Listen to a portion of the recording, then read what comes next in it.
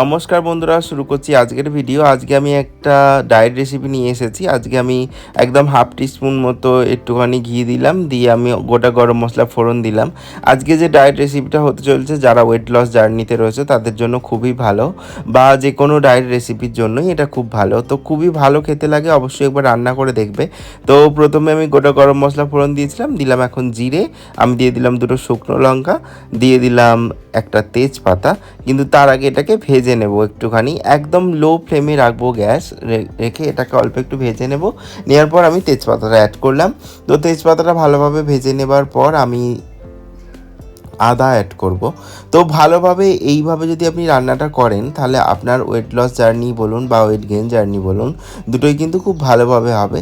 এবার আমি diet recipe বলে কেন ঘি ইউজ করলাম, কারণ কি ঘি গুড ফ্যাট, তো সেক্ষেত্রে ঘিটা কিন্তু ব্যবহার করা যেতে পারে। তো তাহলে আপনাদের রান্নাও খেতে ভালো লাগবে এবং আপনাদের কোনো রকম কষ্টও হবে না। তো আমি এটা দেওয়ার পর অল্প করে একটু জল দেবো, যাতে আদাটা ভালোভাবে হয়ে যায়, মানে আদাটা যাতে ভালোভাবে ভাজা ভাজা হয়ে যায় এবং আদার কাঁচা গন্ধটাও চলে যায়।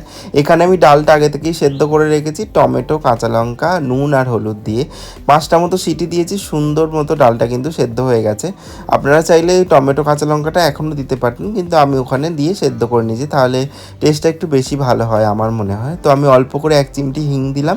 হিং দিয়ে কিন্তু বেশিক্ষণ আমি এবার ভাজবো না, আমি ডালটা দিয়ে দেবো, নাহলে কিন্তু হিংয়ের ফ্লেভারটা চলে যেতে পারে। তো ডালটা দিয়ে দেওয়ার পর আমি ভালোভাবে এটাকে মিশিয়ে নেব। তো এটা মিশতে থাকুক, আর অবশ্যই কিন্তু বাড়িতে একবার এই রান্নাটা করে দেখবেন যদি আপনি ডায়েটে থাকেন। তো তাহলে ভীষণ ভালো লাগবে এটা খেতে, এবং আপনি যে ডায়েট করছেন সেই জন্য কোনো রকম কষ্ট হবে না আপনার খাবার খেতে। তো এই পর্যায়ে আপনারা চাইলে একটু গুড় বা মধু অ্যাড করতে পারেন। তো এটা আমি আর কিছু দিলাম না। দেওয়ার পর আপনি ভালোভাবে ফুটিয়ে নিন।